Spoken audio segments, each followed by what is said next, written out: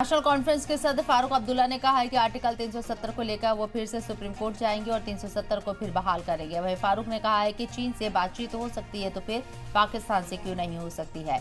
अमित शाह ने फारूक पर पलटवार करते हुए कहा है कि अब 370 को वापस नहीं ला सकता है।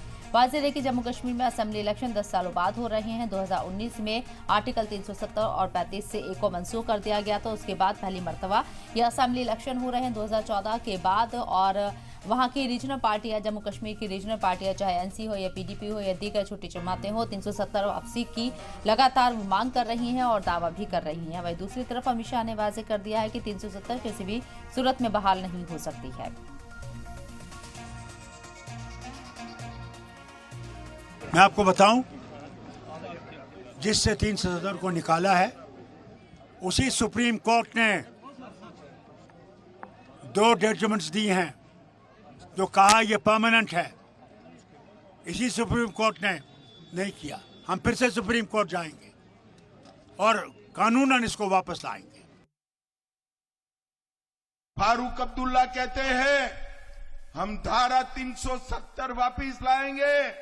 अरे अब्दुल्ला साहब, 3 पीढ़ियां चली गई और 3 ला दो। अब धारा 370 कोई वापस नहीं ला सकता। रैना ने कहा यहां हमने बंकर बनाए। अच्छा ही किया भाई, बना दिए बंकर, कभी कभार काम आएंगे। मगर मैं कहकर जाता हूं, बंकर की जरूरत नहीं पड़ेगी। किसी की ताकत नहीं है गोली चलाने की।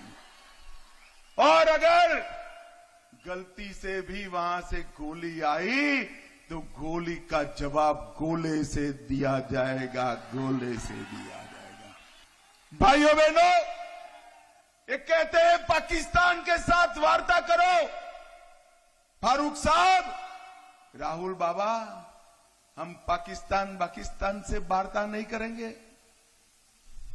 हम जब तक आतंकवाद समाप्त नहीं होता है, पाकिस्तान से वार्ता करने के पक्ष में नहीं है।